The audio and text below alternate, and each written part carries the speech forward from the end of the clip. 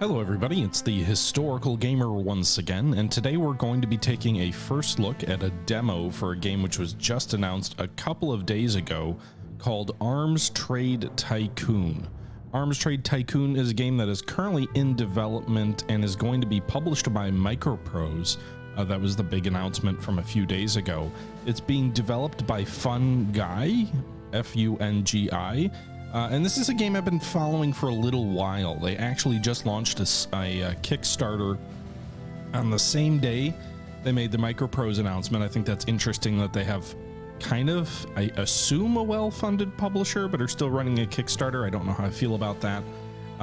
But it is a game that I've been following for a while. It's been in development for a while, and it is a really interesting concept. I think this is a game which puts you in the shoes of a industrial firm that is making tanks from World War I all the way to the modern era, as you can guess here by this graphic here, where you've got World War I tanks, World War II tanks, and then you've got obviously an Abrams in the middle here, which is probably the penultimate definition of a modern tank.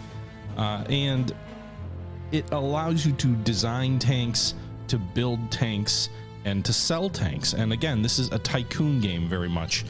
So you are running a company and your objective is to make money.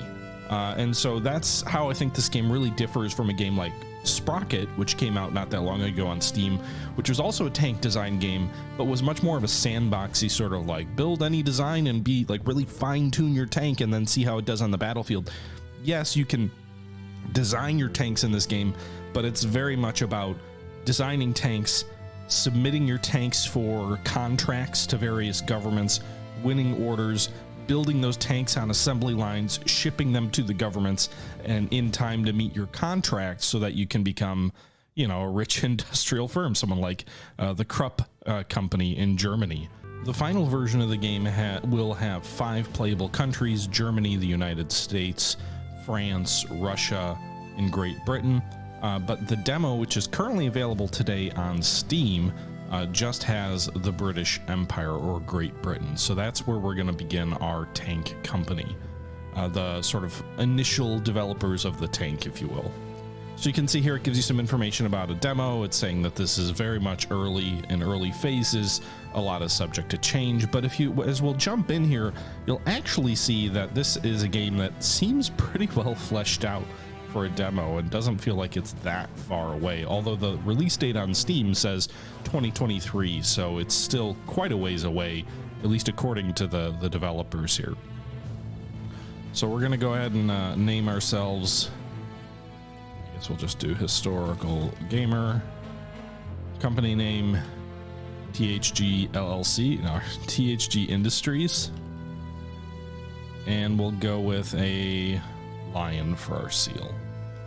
So you can see the game is going to walk us through a tutorial here that's going to tell us basically the basics of how to play the game. I've already jumped through most of this, so I think we'll skip this and I'll kind of talk you through playing this at my own pace. So we'll go ahead and close the tutorial here. Now this is the basic overview of your company and your factory here. So remember, this is a tycoon game. It's not just a tank design game like something like Sprocket. This is a game about running a business and making money. So you can see here on the bottom right, it is April 1st of 1914.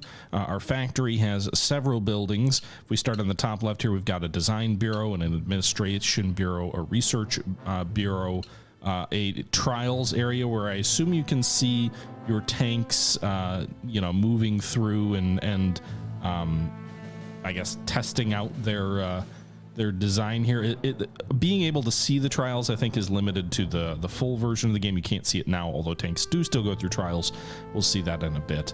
There's also an engineering building, a warehouse, and a production facility. The research facility is kind of where things start. That's where you design and research blueprints.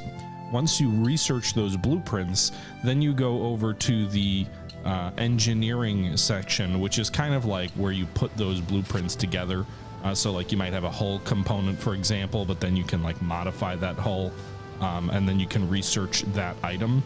And so you modify the blueprint to be maybe a little bit more effective if you want to include escape hatch, if you want to include a uncorked ball, which I don't really know what that is. If you want to include I don't even know what else is in here. You know, a tail wheel for the hull. And so basically you're working on the hull.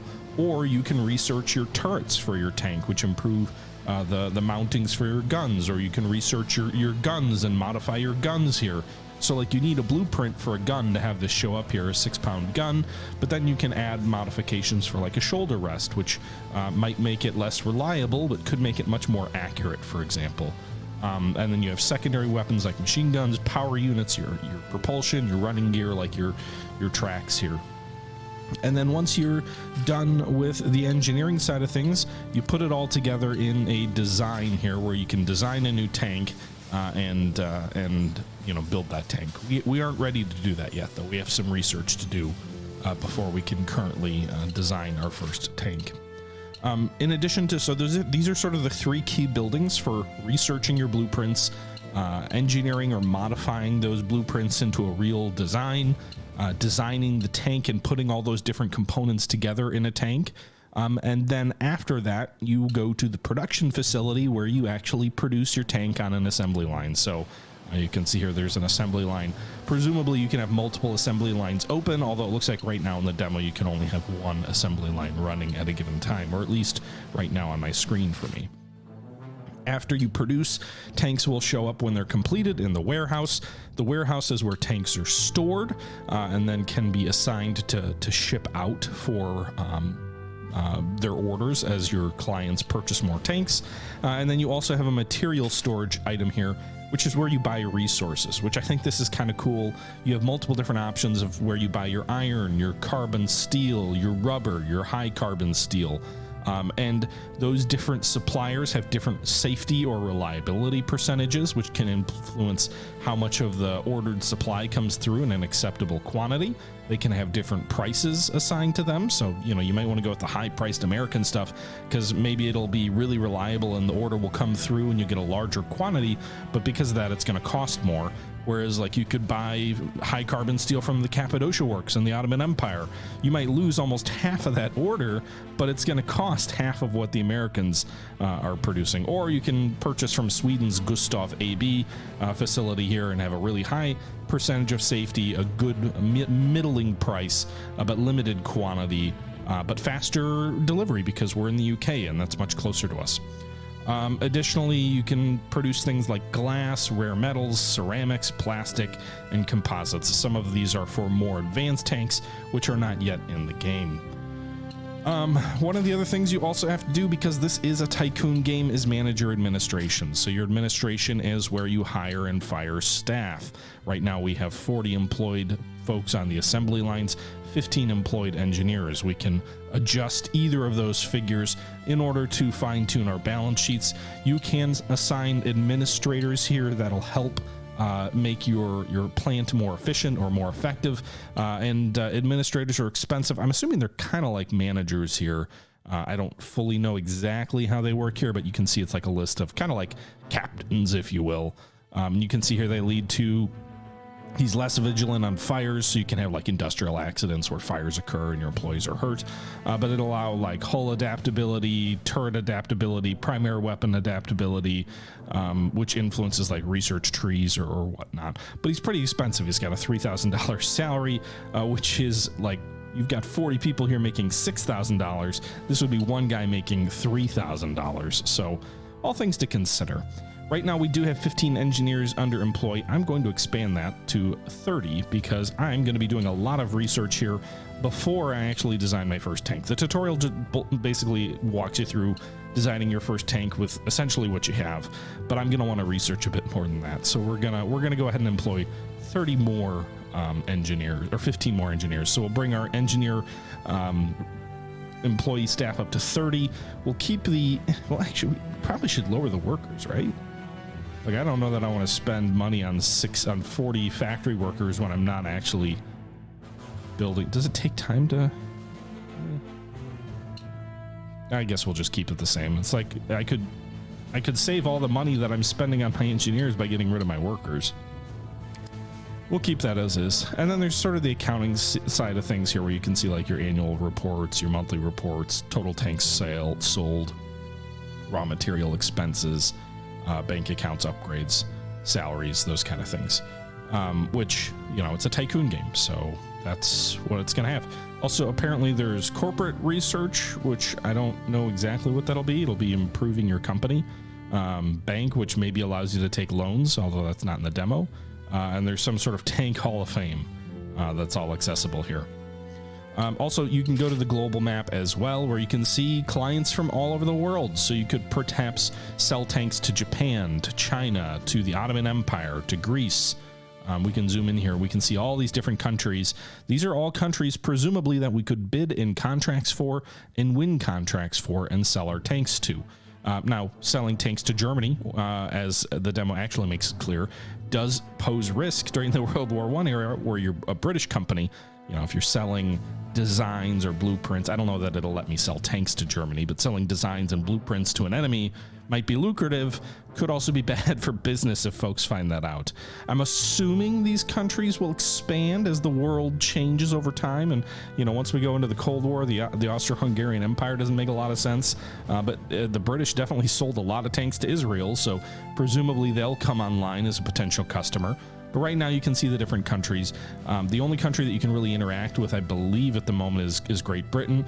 You can click on them. It gives you some information about Great Britain. It'll give you some information about competitors who you are obviously competing against to win contracts for supplying the British Army with tanks.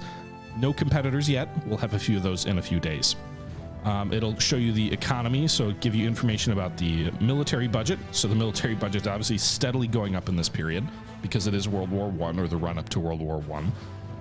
The game, I'm assuming, will reflect on how many orders you get. It also has different available means of transportation, so we can import via truck, rail, or ship. Maybe if you're the Germans, you can't import by ship during World War II. I'm not sure.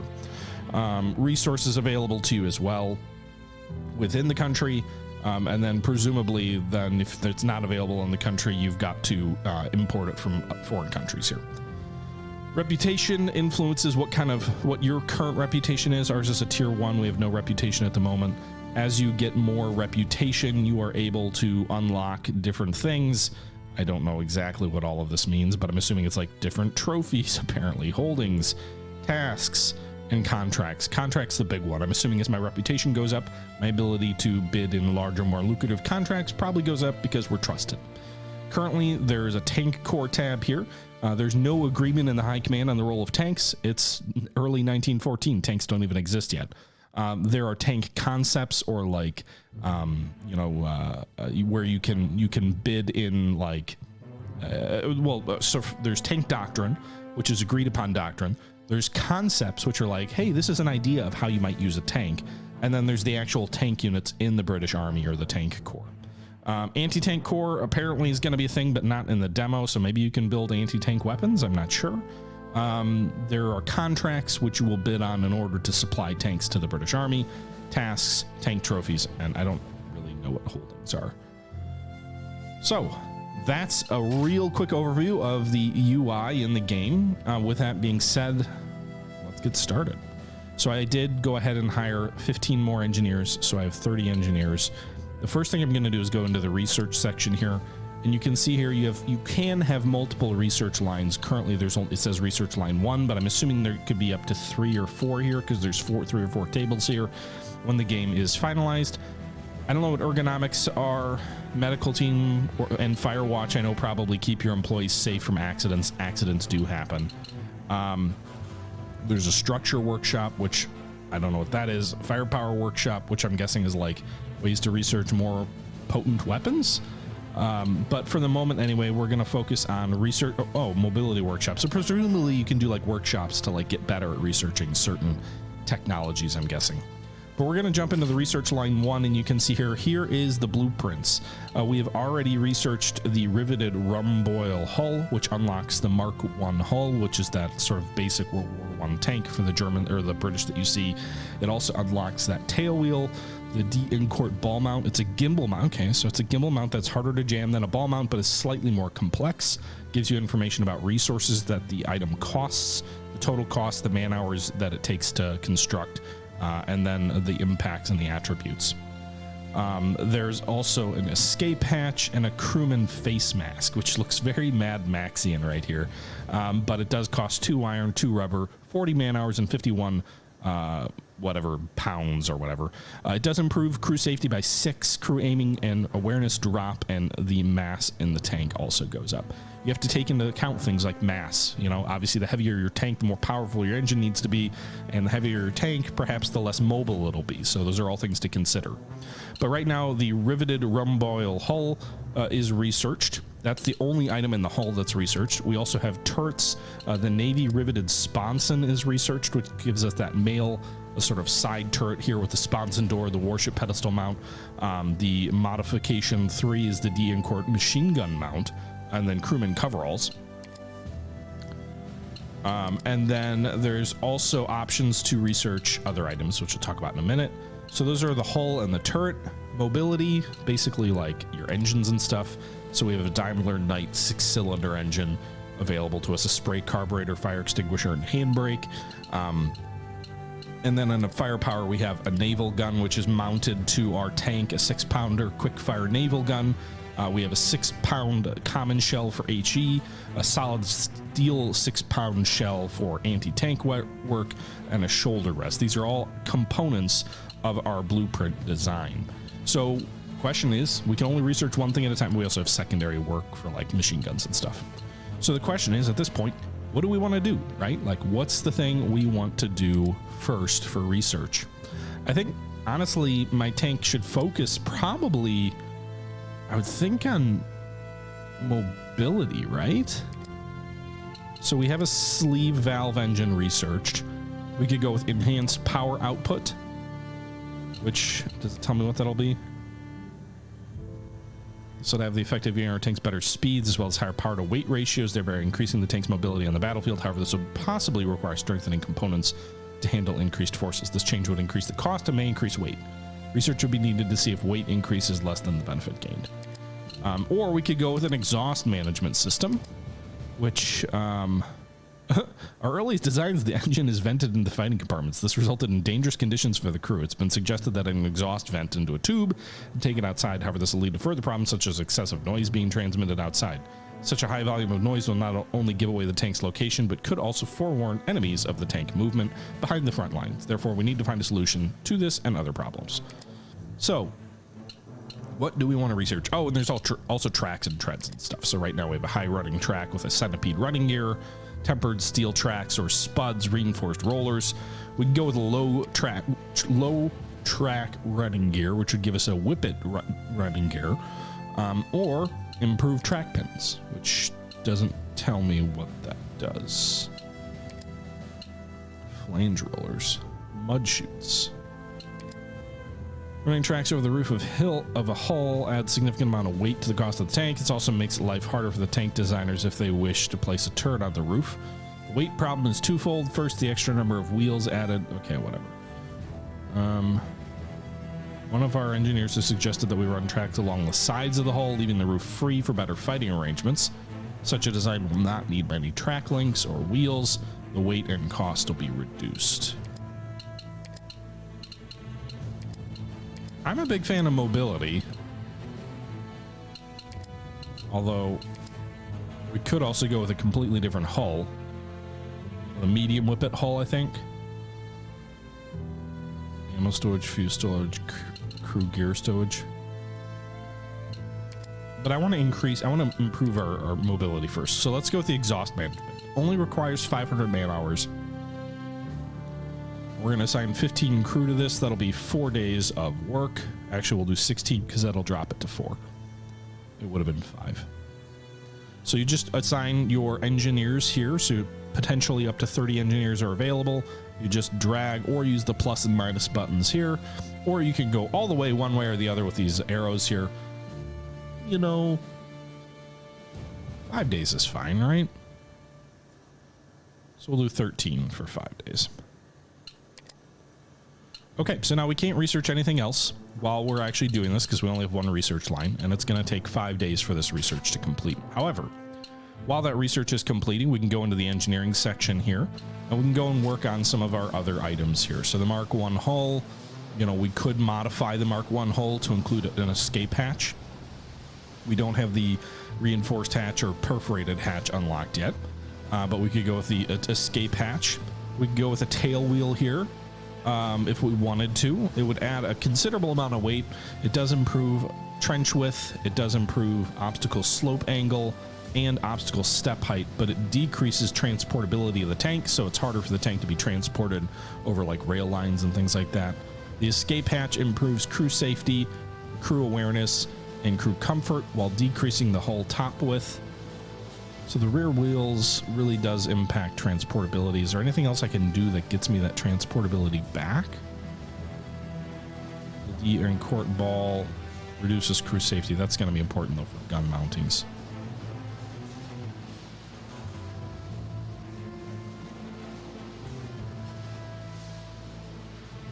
I'm a little worried about the transportability aspect, that rear wheel.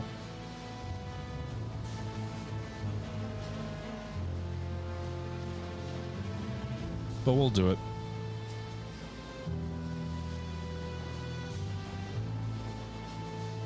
And we'll assign the rest of our crew here, so it'll be a 5-day research.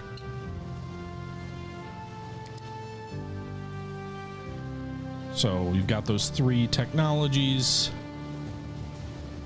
Back out of here. And now we just kind of have to wait. Nothing to do in the warehouse at the moment. Nothing to do with the administration or the production or anything else. So we'll just go ahead and hit the play button, and then time will begin to churn. There you have it. The Mark 1 engineering project has been successfully completed. Our engineers are exhausted but satisfied with the results.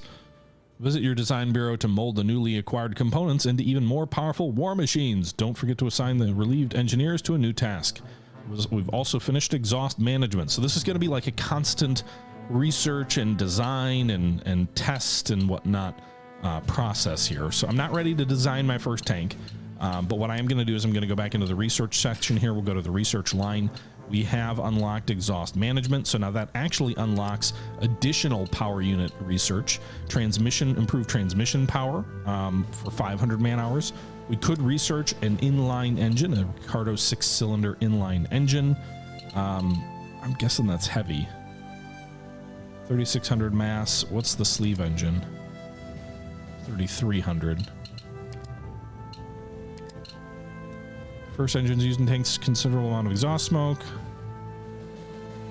Agility is 9, road speed 10, 9, 8, 7, 8, 9, 11. Okay, so these are pretty good. Reliability, repairability 12 and 10. What's the sleeve? Oh wow, this is vastly inferior. All right, we're gonna research inline engine.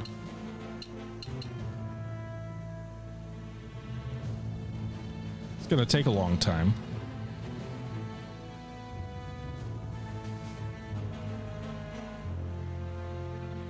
Right, we'll do 16 folks for 9 days. No cost though for the blueprints, which is nice. And then we're gonna go back to the engineering section here. We've already upgraded our hull. Do we need to do that? Do we need to do the muffler stuff here? Or is that? Thank God. So I didn't unlock anything for the hull. So what we can do here for the power unit is this is where we make the adjustments for like the mufflers and stuff, right? Although there's no reason to do that because we're researching a new engine, which I'd like to use. So, I mean, we could do the quick firing gun. Lewis secondary has a perforated cooling, which increases stealth, increases rate of fire, reduces reliability though, which is presumably an important thing in early tanks. I guess so we would research centipede running gear, reinforced roller holders, improves reliability, reduces repairability. So, you know, obviously if you make something more reliable, it makes it more complex, which makes it a little bit more difficult to potentially repair in the field. And also go up with the spuds, which will improve transportability, which will be nice. They're also slightly better cross-country, but not as good as the spuds. They're better reliable. They're more reliable and less repairable. Okay. So we'll do that. So it's going to take 9 days on the other item, right?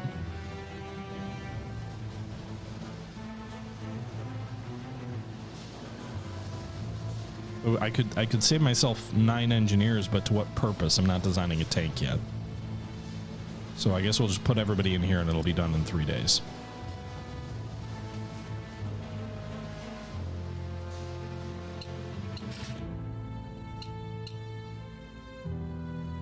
Okay. William Foster Company, or Foster's Lincoln, is a well-established and reputable company, has recently moved its production base to Wellington. Owing to its success in the manufacture of agricultural machines, this company has recently announced its involvement in the design and production of tanks. Expect some fierce, this is getting a little ahead of ourselves that more companies are jumping in. World War I hasn't even started yet, but minor quibble.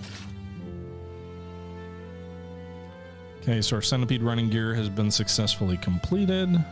Material prices are dropping by 30%. The abundance of new supply means we could take advantage of this with a 30% reduction in cost of supplies. We can go to the warehouse here. We can go to material storage and see if there's anything we want to buy. One thing I did find myself running short on in my very short first run through was high carbon steel. So with the drop in prices here, I'm just going to go ahead and order a max order from the Ottoman Cappadocia Works. It's going to take almost a month, but I'm not worried about that because I'm not mass producing anything yet. It is 1.4 price, so it's half the cost of the American stuff.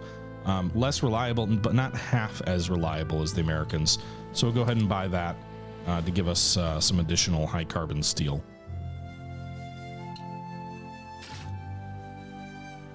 Okay, and you can see the amount of days left on your given task in a different building just above the building with a number next to the icon. So let's go back to engineering here. Is there anything else we want to work on right now? I mean, I'm not going to make like a perfect tank for my first tank. But since we are working on a new engine, I don't think I'm going to touch this one.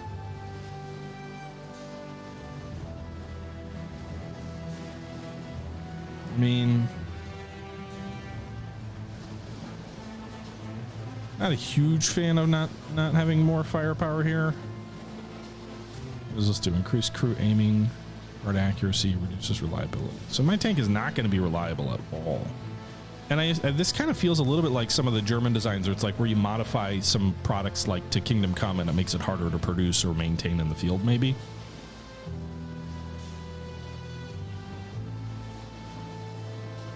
It'll take 1 day if I assign everybody to that. Sure. It will cost us $250, by the way. So when you research actual items, it does cost you stuff. So blueprints are free, but engineering is not.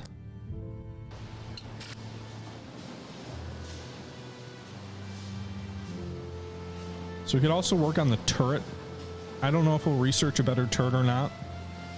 So the sponson door improves crew comfort and safety. It reduces turret side width. So I'm guessing that's like has to deal with armor penetration. Warship pedestal mount reduces primary reliability, but it increases reliability primary +4. Repairability -2. And this is crew aiming. It goes up considerably. Okay. Another 1 day task.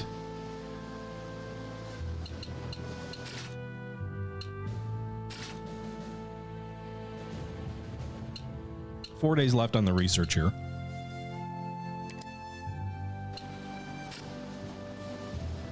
And there's modifications and tech tabs here as well.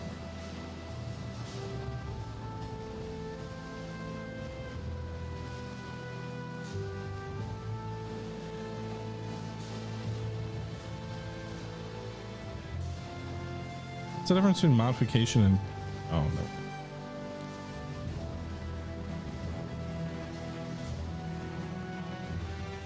Tech, I think, is a post-demo thing, probably.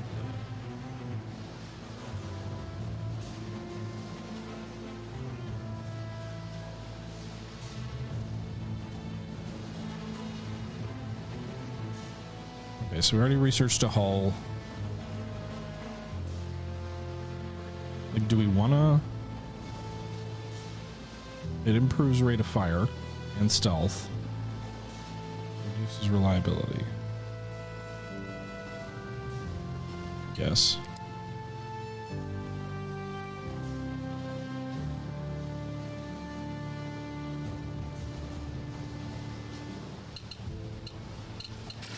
All right.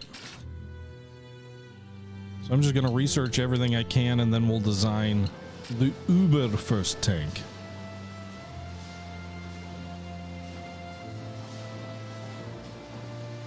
By the way, when you research these different designs, you can give them new names to help them stand out.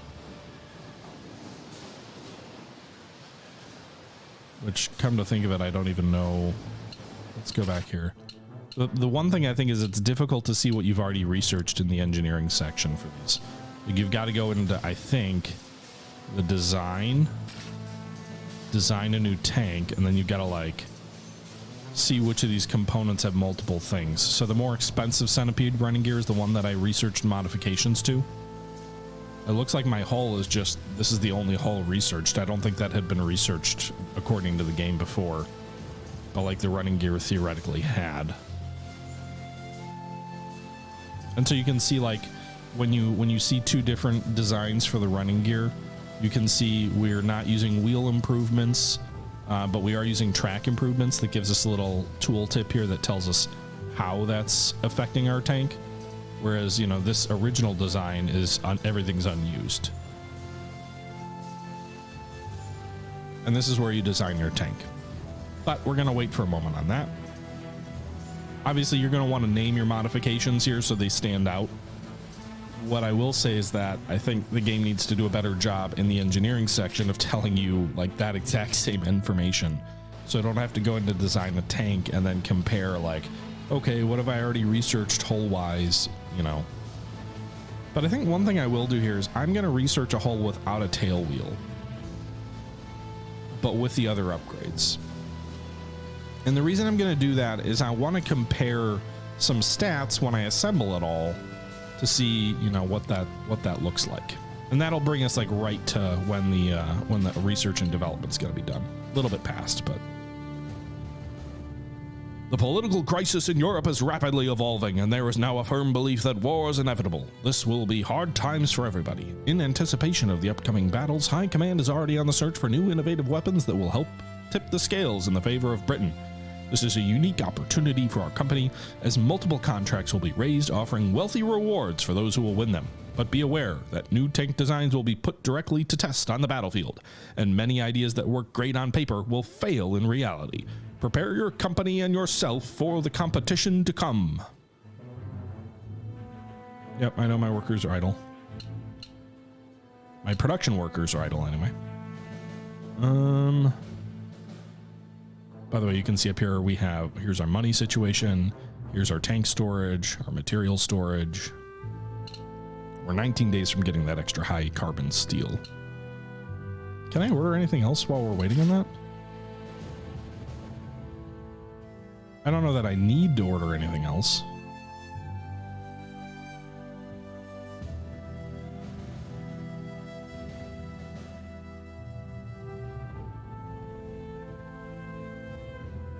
Yeah, we'll wait. I don't want to blow all my money on just stocking up on resources. All right, inline engine is complete. So we're going to have to research the inline engine in the hull, which is going to give us a little bit more time. Do we want to research anything else? Researching the inline engine increases durable parts, strengthen pistons, harden camshaft, reinforced casing. How long will that take?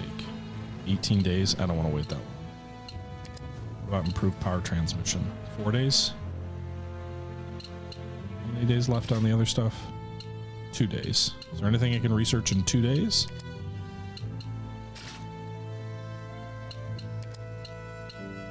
Let's see here. Power plant.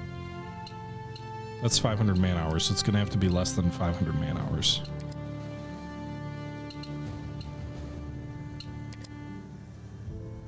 Might be the lowest.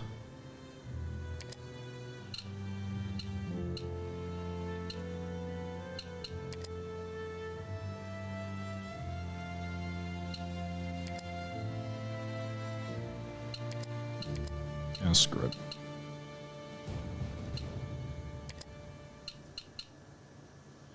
All right. Managing your time and resources is going to be important.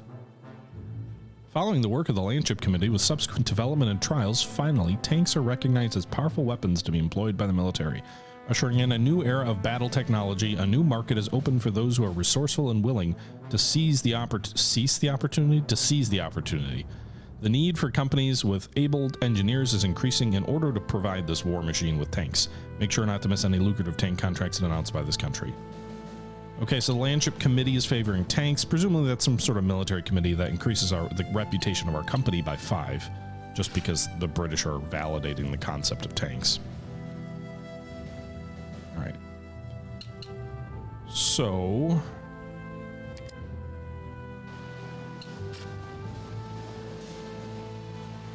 we now have the Daimler, or we now have the Ricardo 6-cylinder.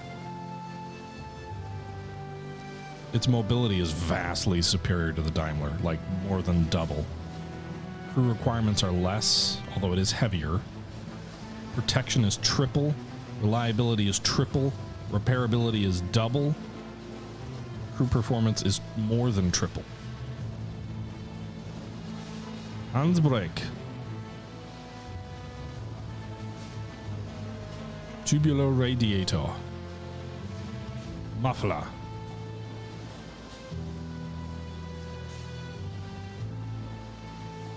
What's the difference here? Wick carburetor or spray carburetor improves crew performance. Wick carburetor improves what? Mobility? Okay. I'm not sure a wick carburetor is worth it. The mobility does go up 5, but the reliability drops 2 and the crew performance drops 2.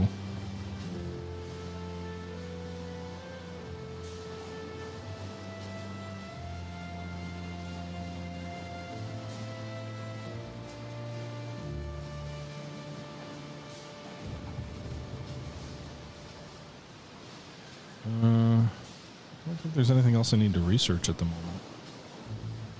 Also, you can reverse engineer enemy tanks, I'm guessing, or opposing tanks. All right, we're going to wait 2 days. All right, now that the power transmission, improved power transmission's complete, I'm going to go to the engineering here. Going to go to the Ricardo 6-cylinder. Handbrake is an option. Tubular radiator. Muffler. And then we can go with an electric transmission. Are these available for both? No. So we can go with an electric transmission, a hydraulic transmission, or a planetary transmission. You can see +3 agility versus 1 and 2, +1 cross-country speed, which is the same for the hydraulic or the electric. You've got +1 range, and you've got -2 repairability. Meanwhile, +1 range, -1 repairability, +1 repairability, and reliability. So the planetary is more reliable, but the performance isn't as good. I'm gonna go with the transmission. I'm making a freaking German tank here where it's performance above reliability, right? Wow, mobility would be 85.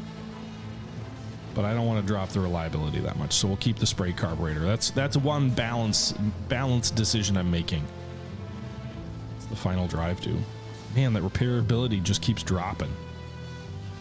But it improves mobility. This thing is not repairable in the field. If this thing breaks down, it's toast. That's probably not a good thing for a tank, huh? I guess we'll see.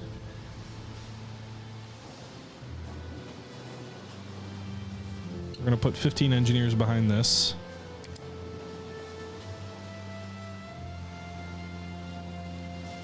And then I don't think we're going to take advantage of it for the moment, but we're also going to put 15 engineers behind. Actually, no, what I can do is I can research explosive munitions, because I can use a 6-pound TNT shell on my existing gun. So we'll do that without changing the gun design. Okay. I'm using all my engineers. Oh shit. The warehouse has fallen victim to a sabotage attempt. What did we lose? 2,500 iron, medium carbon steel, rubber, high carbon. Oh my god. As a result, certain damage has been inflicted on the current projects. Our competitors are playing a dirty game and won't hesitate to use any means to harm our business. Make sure to invest in better security or hire an administrator. God. I mean, I could hire an administrator, but they're expensive as fuck. Medical team, security, sabotage risk drops. It's $10,000 for 14 days. Or it takes 14 days. Is it a one-time cost?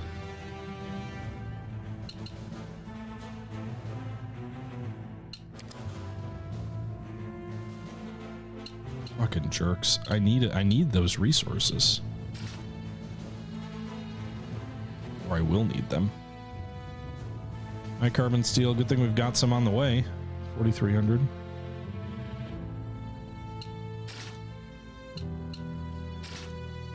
Right, engineering project is done.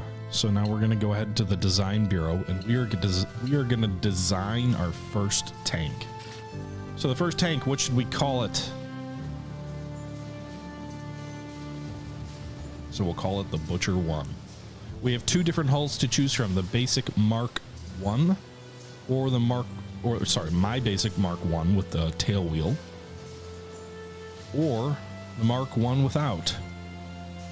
Give me a lot of data about either. So the Mark 1 width, hull top width is less. Awareness, safety, mass. Transportability could be an issue.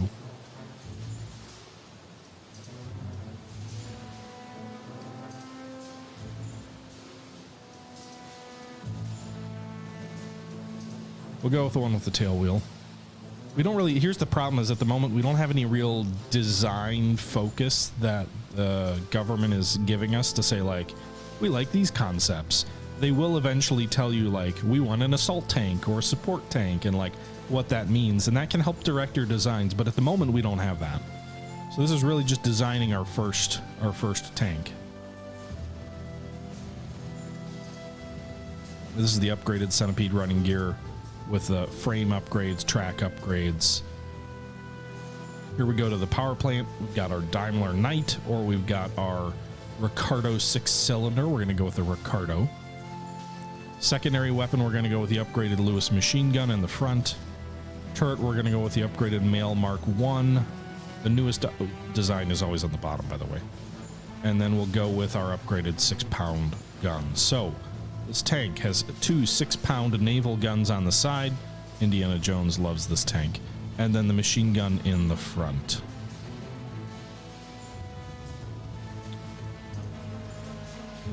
Doesn't give me any stats here. You got to complete trials, I guess. We also have to assign crews. So this tank can have up to 8 crew members.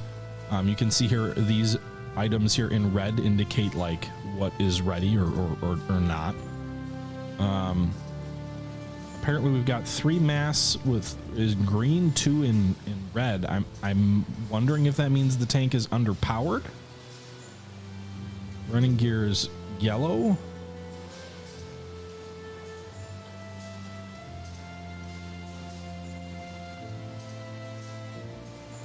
So the engine, the tank might be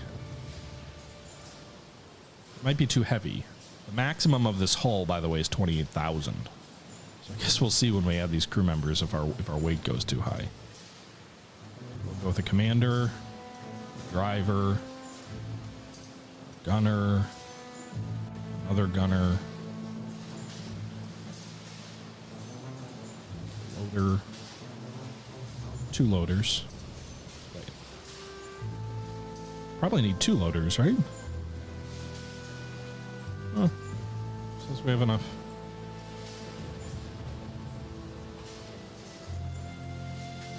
You need at least 2 mechanics.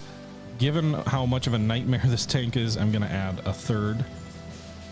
Running real close to that max weight.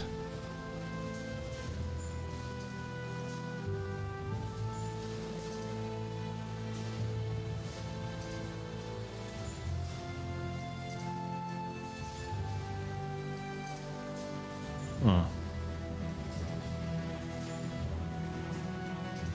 Okay. We can give the crew gear, so we can give them crew coveralls to improve crew safety. It does take weight to do that. We can also give them a face mask, which reduces aiming and awareness, but improves safety. I don't think my tank is terribly dangerous. We'll do fire. We'll do a fire extinguisher. That seems like a good idea. And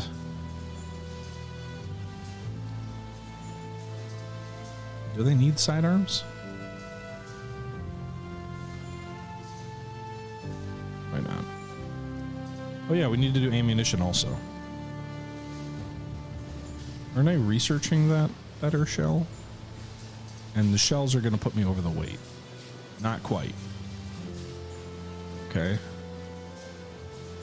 Well, it's going to take 15 days to research this damn thing, but let's go ahead and do that. So we've designed the Butcher 1. It's a overweight tank. I put a lot of effort behind mobility, but I guess the technology just isn't there yet. All right, everybody, that's going to do it for this video. I hope you guys did enjoy our first look at the Arms Trade Tycoon Tanks demo, a game that is being developed by Fun Guy Games. It is being published by Microprose. The game is not slated to be out until 2023, which seems a ways out. Like, this game seems pretty well fleshed out for a demo.